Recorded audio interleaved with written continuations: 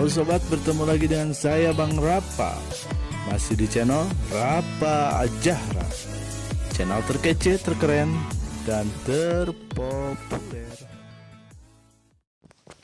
Dukun atau orang pintar adalah istilah yang secara umum dipahami, atau dengan kata lain, orang yang memiliki kelebihan dalam hal kemampuan supranatural yang menyebabkannya dapat memahami hal yang tidak kasat mata, serta mampu berkomunikasi dengan arwah dan alam gaib.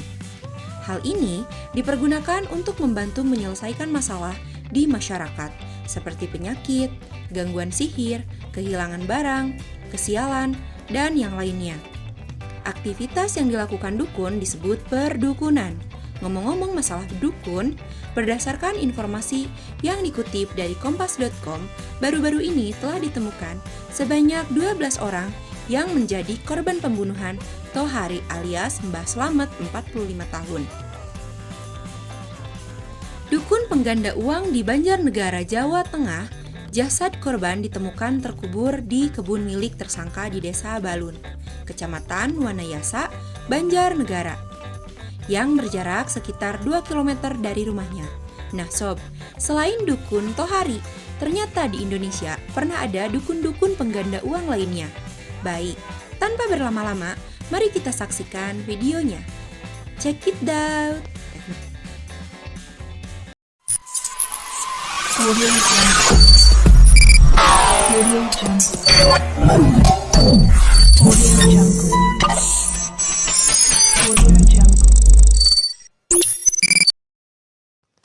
Yang pertama adalah Dukun Tohari Banjarnegara.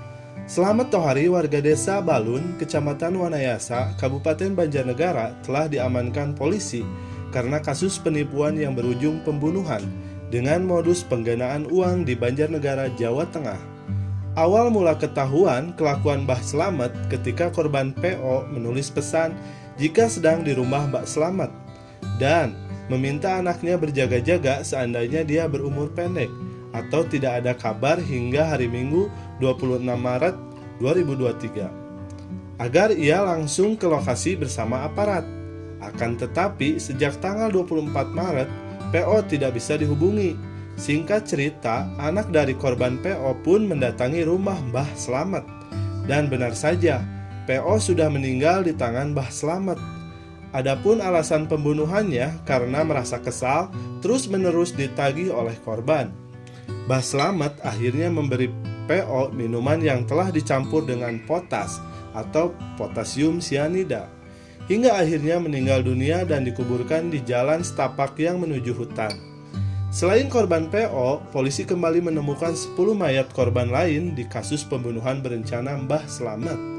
Dukun pengganda uang di Banjarnegara, ke-10 mayat korban ditemukan di kebun milik tersangka. Berdasarkan pantauan Detik Jateng, di lokasi kejadian, beberapa mayat dikuburkan dalam satu lubang. Berikut isi voice note kepada anaknya yang sudah terekam. Lokasinya ini di mana? Ini lokasi di rumahnya dia gitu loh. Masih satu kampung. Ini orang tuanya sekitar 100 meter baru rumahnya dia. Sama aja. Namanya kan Pak Slamet. Tahu kalau di Sherlock ini rumah orang tuanya atau rumahnya juga samalah. Takutnya kenapa-napa ayahnya gitu loh. Ya sih, ini cuma intinya sih waspada aja. Ya dia sih pernah ngasih ayah 100 lebih.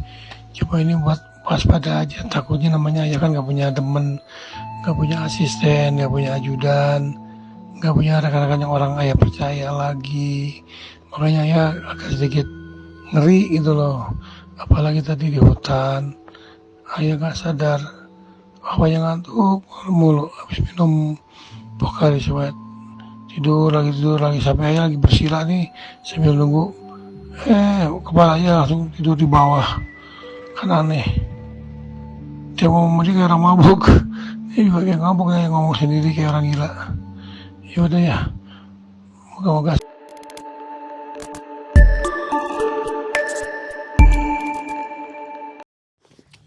Yang kedua ada Dimas Kanjeng, taat pribadi Probolinggo. taat pribadi atau Dimas Kanjeng taat pribadi yang memiliki praktek penggandaan uang dengan menggunakan sistem multi-level marketing. Setiap orang harus menyetor uang sebesar 25 juta rupiah. Uang ini dikumpulkan oleh orang kepercayaannya. Kasus ini terungkap berkat adanya 2 orang korban yang melaporkan tindak pidana penipuan ini. Salah satu korban melapor ke Markas Besar Polri dan satunya lagi ke Polda Jawa Timur. Kerugian akibat penipuan dukun pengganda uang ini mencapai 1,5 miliar. Dimas Kanjeng taat pribadi terjerat 2 kasus hukum, yaitu pembunuhan dan penipuan berkedok penggandaan uang. Adapun kasus pembunuhan menimpa 2 pengikutnya, yaitu Abdul Ghani dan Ismail Hidayah. Keduanya dibunuh karena dianggap bakal membongkar praktik penipuan yang dijalankan oleh taat pribadi.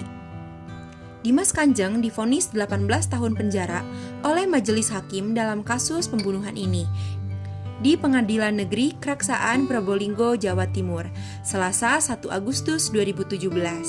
Ia juga dijatuhi hukuman 2 tahun penjara dalam kasus penipuan setelah sidang di Pengadilan Negeri Keraksaan pada Kamis 24 Agustus 2017.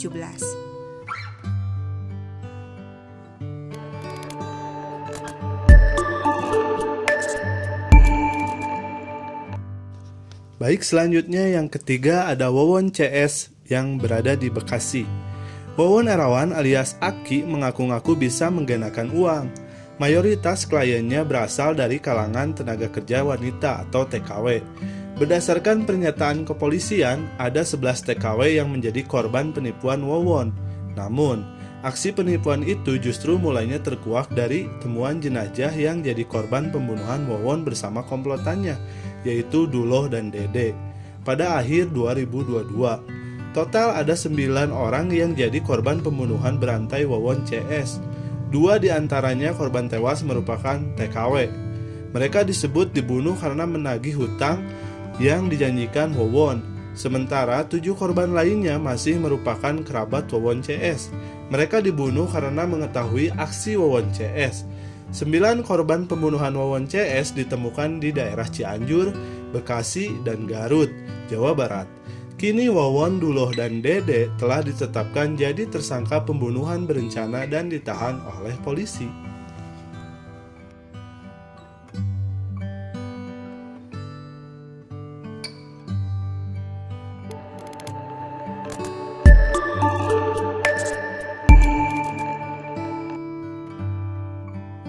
Yang terakhir ada kasus Yohanes Suryono di Garut. Kasus dukun penggandaan uang selanjutnya adalah Yohanes Suryono 51 tahun yang berasal dari Garut, Jawa Barat. Para korban diminta untuk melakukan ritual untuk menghabiskan 1,5 kg daging kambing yang telah dicampur dengan racun tikus. Akibatnya, ada 2 orang yang telah memakan daging kambing itu kemudian meninggal dunia, sementara 1 orang lainnya kritis. Setelah menerima laporan tersebut, polisi berhasil mengamankan barang bukti, yaitu sisa daging kambing di tempat kejadian perkara atau TKP. Pelaku dijerat pasal pembunuhan berencana dan tindak pidana penipuan dengan ancaman hukuman maksimal 20 tahun penjara, kata Kapolres Garut AKBP Wirdanto Hadi Caksono, dikutip dari kompas.com 25 Desember 2021. Oke guys, begitulah informasi yang dapat kami sampaikan. Bagi yang mengetahui kasus dukun pengganda uang lainnya, bisa komen di bawah ya. Terima kasih, bye-bye.